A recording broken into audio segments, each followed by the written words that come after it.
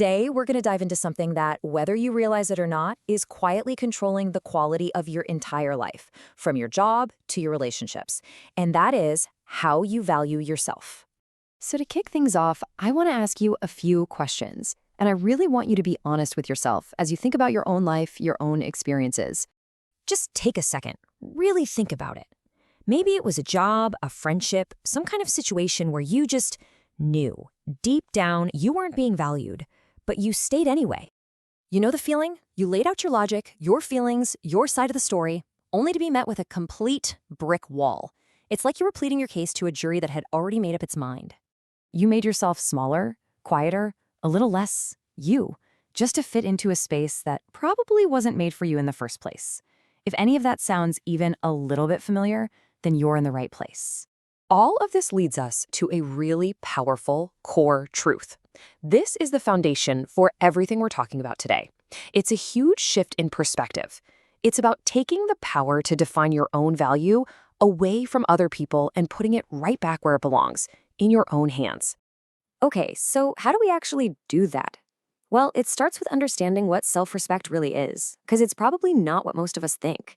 It is not some grand, loud announcement to the world. See, true self-respect is built quietly, on the inside. It's not about shouting or proving anything to anyone.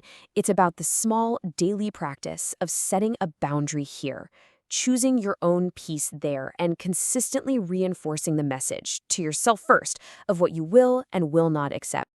All right, so let's get practical. Let's break down a framework that's actually backed by psychology. These are not just some feel-good quotes. They are actionable rules for building that quiet, unshakable self-respect we're talking about. Okay, rule number 1. When you're not being appreciated, the move is to step back. Think about it. When appreciation leaves a relationship, resentment is what starts to grow in its place. People repeat behaviors that get rewarded. So if your efforts are met with total indifference, stepping back isn't about punishing them. It's about protecting you. It's self-regulation. Now, this one is absolutely crucial. Psychologically, when you chase someone who ignores you, you're creating this negative feedback loop in your own mind. You're basically teaching yourself that your attention is cheap and their validation is some grand prize. It's a guaranteed way to just slowly chip away at your own self-esteem. And here's the core insight, right? In healthy dynamics, attention flows. It's given and received freely. The moment you feel like you have to hunt for it, like you have to chase it down, that is a massive red flag that the whole dynamic is unbalanced and, frankly, unhealthy. You know, overgiving very rarely leads to appreciation. More often than not, it leads to entitlement. People just get used to it. That's why setting boundaries isn't selfish. It's a form of psychological safety. It teaches other people how to treat you, and maybe even more importantly, it reinforces your own value to yourself.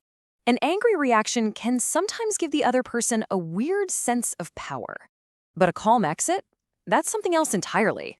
Calmness communicates that their behavior is so far out of line, it doesn't even warrant an emotional response from you. It just requires your absence. It's the quietest and strongest way to say, I'm done here. So often, when we feel underestimated, our instinct is to argue our case, right? To try and prove our worth with words. But that usually backfires. It can sound defensive and actually lower your value in their eyes. Instead, channel that energy into your actions. Tangible results will always speak louder and be way more convincing than any explanation you can give.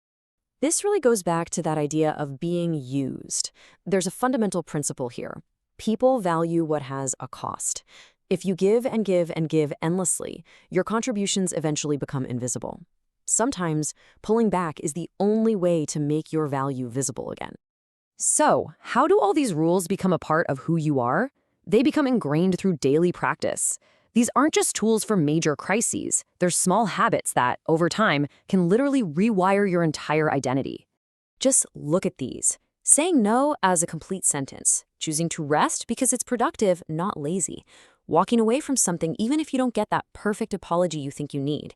Improving yourself for yourself, not for an audience. And treating your time like it's the most valuable, non-refundable currency you have.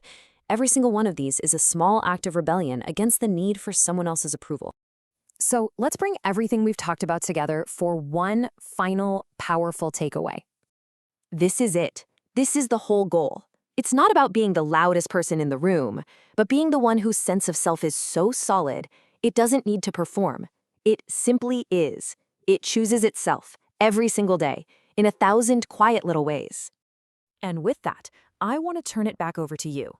As you look back on all these rules and practices, which one of them really landed for you? Which one felt like it was written directly about a situation you're in right now? Because moving from just learning this stuff to actually reflecting on it, well, that's where the real change begins. Thanks for listening.